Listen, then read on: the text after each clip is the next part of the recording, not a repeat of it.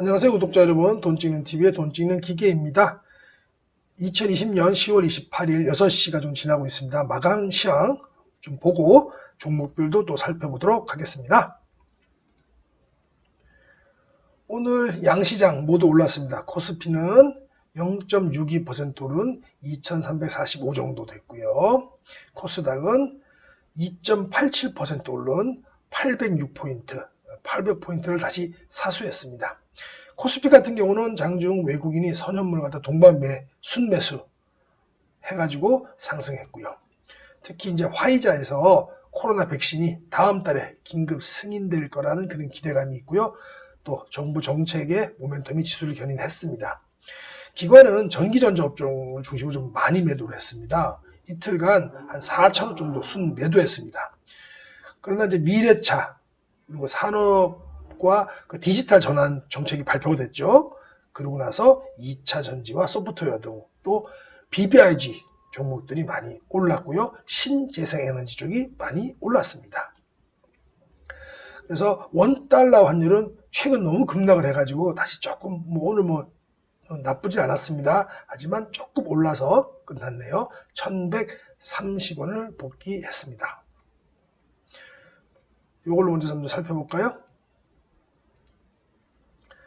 보시면 오늘 코스피 같은 경우는 상승 종목이 700여 개 되고요. 하락 종목은 150여 개 됐습니다. 근데 코스닥이 오늘 셌죠. 세다 보니까 코스닥이 상승 종목 수가 무려 1150개, 하락 종목의 140개밖에 안 됐습니다.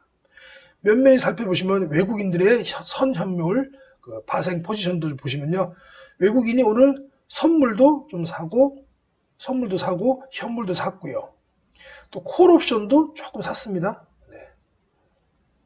그리고 풋옵션도 조금 또 팔았기 때문에 상승으로 베팅한 거죠.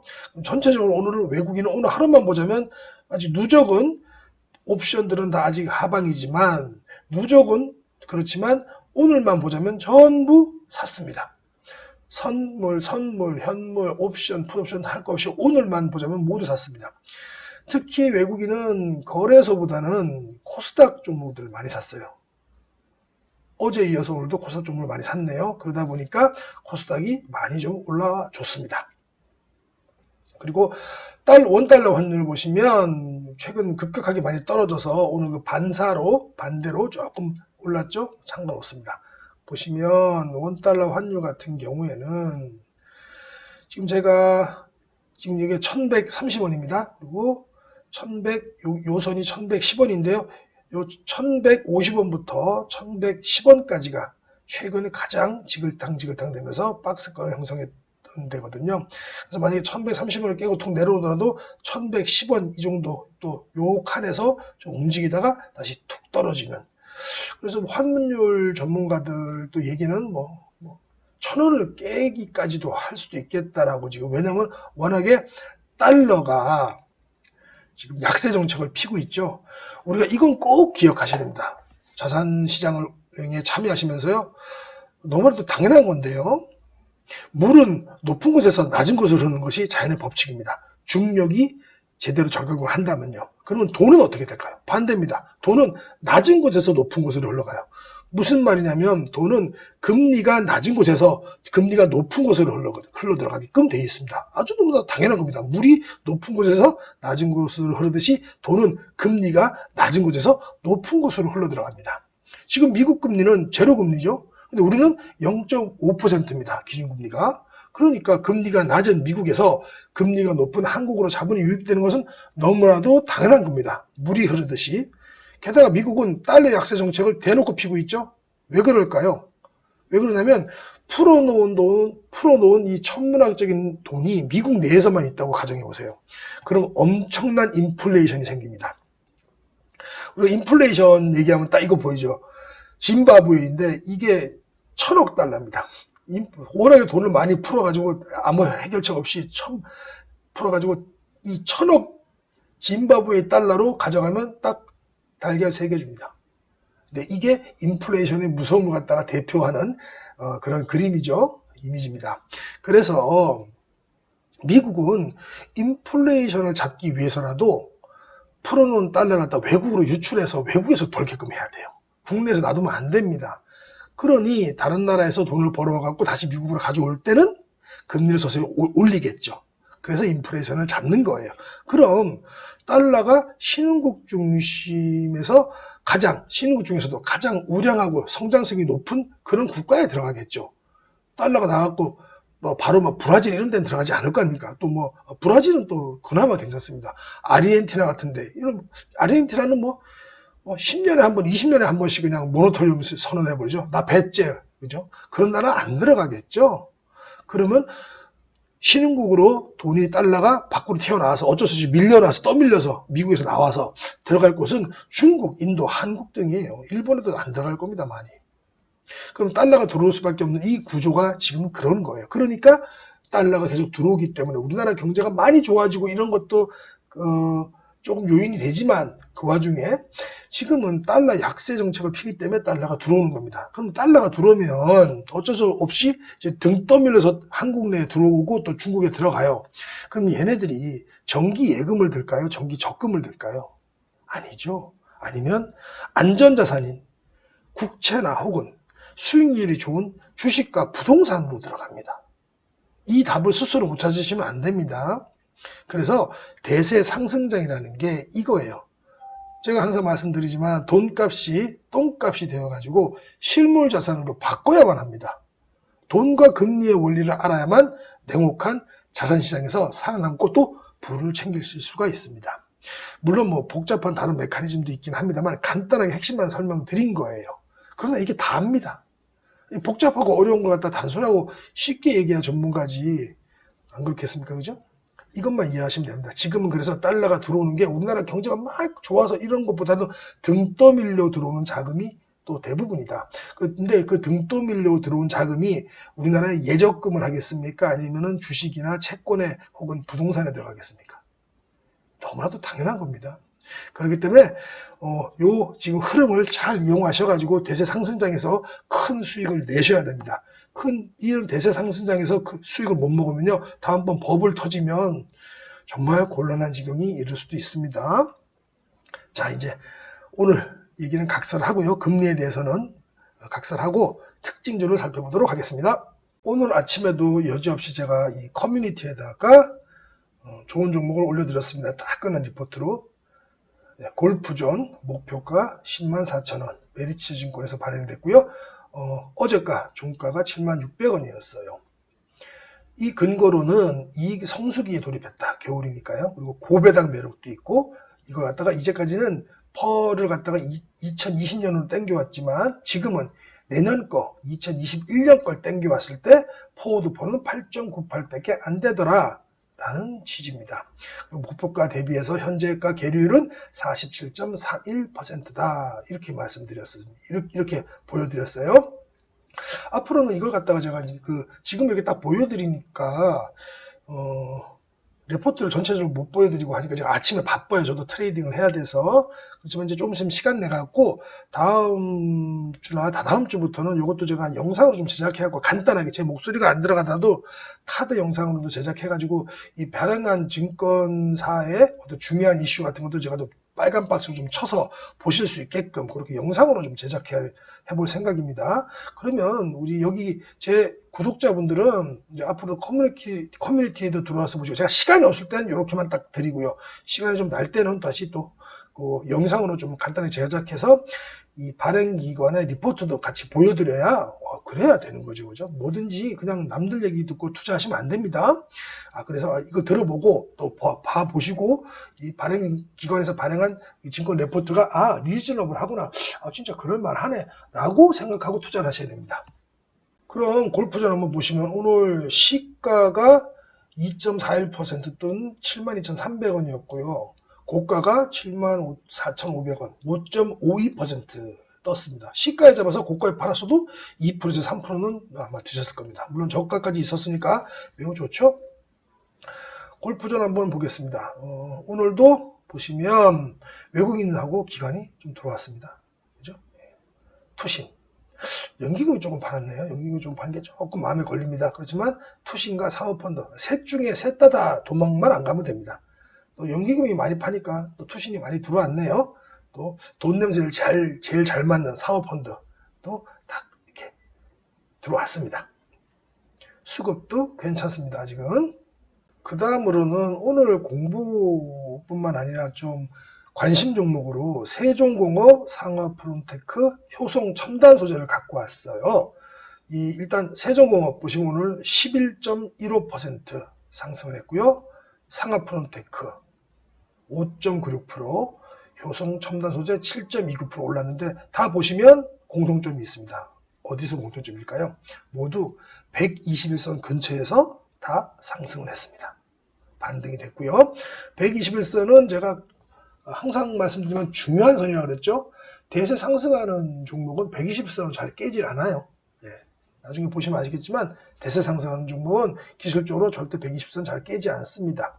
이 세 종목 다 120선, 상하프론테크랑 효성첨단소재는 120선 건드리자마자 바로 아뜨거로 하고 올라왔고요. 세종공업 같은 경우는 120선 근처에도 안 하고 올라왔습니다. 그리고 종목도 오늘 상승 타격도 제일 셌습니다. 이유가 있습니다. 이유가 한번 먼저 이것부터 좀 살펴볼게요. 세종공업과 상하프론테크, 효성첨단 소재는 모두 다 수소차 밸류에 엮여 있죠. 수소차 밸류. 수소차 밸류에 엮여 있는데요. 그림을 보면서 제가 설명을 좀 드릴게요. 수소연료전지, 수소차에서는 수소연료전지가 제일 핵심이고요. 또 수소연료전지에서의 그 생산비의 40%를 차지하는 게 스택입니다. 스택이라는 겁니다. 이 스택이 뭐냐면 이걸 스택이라고 그래요. 이게 한 셀입니다. 이 한 셀이 50개가 모이면 하나의 스택이 되는데 이게 한 이 셀이 한 50개 정도는 돼야 한 1kW의 전기를 생산할 수 있다는 거예요. 그래서 차를 움직일 수 있다는 겁니다. 그래서 구성 요소는 막 전극 접합재 MEA라고 합니다. 멤브레인 일렉트로드 어셈블리, 또 짧게는 멤브레인 막이라고 얘기합니다. 기체 확산층이 있고요. 분리판이 당연히 있고 가스켓이라고 고무로 만든 게 이게 다 막아주는 게 있겠죠. 공기가 일로 왔다 갔다 하고 이렇게 분리판이 있고 촉매층이 있고 이렇게 이루어지는 겁니다. 그러면 아까 위에서 봤던 그 세 종목이 밸류 체인이 어디에 속하냐면요. 여기 보시면 요 스택이 있죠. 스택에 상하프론테크가 불소개로 이렇게 멤브레인 막을 가지고 있고요. 그 다음에 탄소섬유가 효성첨단소재에서 합니다. 그리고 분리판도 원래는 현대제철에서 다 하다가 세종공업으로 지금 이관시키는 중이라고 합니다. 그리고 또 다른 거에서는 온도 압력 센서도 세종공업이 하고요. 워터 트랩이라는 이것도 세종공업이 만듭니다. 그럼 세종공업은 벌써 멤브레인 쪽에 하나, 이 스택 쪽에 하나, 온도 압력 센서에 하나, 또 워터 트랩도 있습니다. 세 군데나 들어가죠. 세종공업이. 그리고 탄소섬유가 여기서 수소 탱크에서 탄소섬유가 들어가는데 효성첨단 소재가 들어갑니다. 효성첨단 소재 같은 경우는 탄소섬유가 지금 이 핵심입니다. 지금은 도로에 의해서 다 만들고 있거든요. 근데 그걸 다 국산화 지금 하고 있어요. 근데 이것은 오늘자 이베스트에서 나온 리포트인데요. 효성첨단 소재를 목표주가 189,000원에 커버했습니다. 수소경제의 중심이다라는 거예요. 국내 유일 탄소섬유 기업입니다. 지금은 일본 도레이에서 다 전량 수입을 해오는데 지금 일본 수출 규제부터 시작했고 우리가 지금 다 자력으로 해결을 하려고 하죠. 그리고 일본 스가 총리인지 다시 왔는데 우리나라랑 화해하거나 이럴 생각이 전혀 없는 것으로 보입니다. 이럴 때일수록 우리 국산화 수혜주가 되겠죠. 그래서 이 회사는 정부에서 수소 경제 활성화 정책을 강화하고 있는 데다가 특히 일본이 수출 규제 등으로 겪으면서 소재에 대한 지원을 확대하고 있죠. 그래서 수소 관련 소재의 핵심은 탄소섬유입니다. 왜냐하면 얘가 우리가 수소를 또 하는 이유도 이동과 저장을 용이하게 해서 하는 건데 이동과 저장을 하려면 그게 중요한 게 이 탄소섬유입니다. 그래서 일본 지금 의존도가 굉장히 높은데 이 회사가 수소 경제의 중심으로 들 것이라는 것이 이 레포트의 요지죠. 두 번째 거 한번 볼까요? 상하프론테크도 오늘 올렸는데 이제 불소수지 기업이라 불러다오. 아까 얘기했지만 상하프론테크는 멤브레인 막, 그죠? 쉽게 말하면 멤브레인 막을 생산하는 건데요. 이 회사도 지금 국산화를 했습니다. 내년부터 들어갈 건데요. 테스트를 좀 통과 후에 내년부터 들어갈 거라고 좀 예상을 하는데 이게 지금 이 멤브레인 망 역시도 우리나라 기술이 아니고 우리나라에서 지금 없었고 상하프론테크가 개발하기 전에는 우리 고어텍스라고 유명한 고어사 있죠. 고어텍스. 고어사에서 전량 수입을 했었어요. 그걸 갖다 지금 국산화를 만드는 겁니다. 네, 감이 딱 오시죠? 이 중요한 핵심 소재의 국산화. 이러면 국가에서도 밀어주고 또 현대차 그룹에서도 밀어줄 거 아닙니까? 그렇죠? 네. 물론 뭐 솔밴드로 가진 않겠죠. 나중에는.